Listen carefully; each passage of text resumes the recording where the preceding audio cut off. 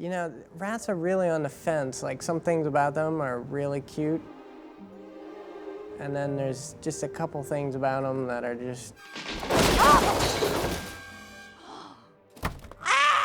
It's a bold move to, I think, to have rats as your main characters, because some people don't like bald tails, but they're kind of cute when you get used to them, you know? And, you know, rats are very interesting creatures. I acknowledge the creepy aspect of them, but when you actually get some lab rats down there that aren't full of disease or anything like that, and have them hanging out, you know, they're kind of sweet.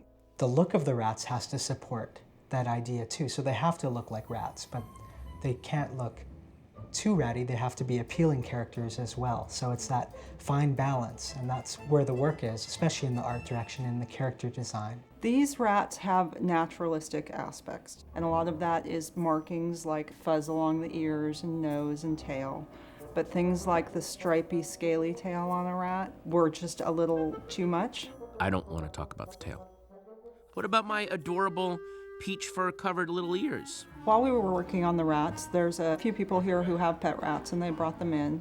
And especially for the wet looks, that's not something you normally can find pictures of in a book. So we had to, you know, put a little water on them and watch how their hair kind of clumped together and fell down. And then for the animators, I'm sure they watched them obsessively clean it off. The trick with this film is really all about really capturing the essence of how rats move, but making them appealing instead of creepy.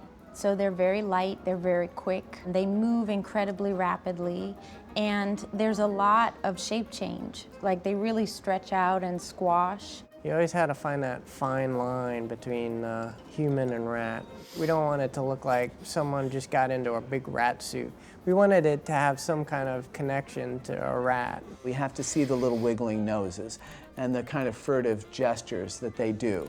And then we can start to introduce human gestures. Hey, yeah. But we always have to kind of remind them that they're rats. What makes you think that these rats are more endearing than gross is that you infuse character into these rats, and that, you know, you make them a brother or a son or a cook. You think of Remy as, you know, that struggling artist that needs to, like, create and be painting, instead of like a rat that's got rabies. You don't know where these paws have been! Remy has to transition from being in the rat world to the human world. He himself internally feels like he's becoming human. He's in the human world, he's cooking, he's feeling comfortable in that world.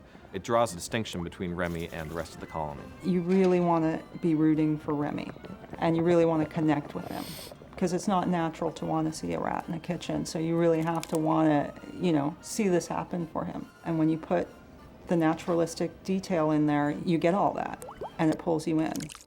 You know, I think a great story can change perceptions, and maybe this will help out those critters, because they're pretty interesting animals.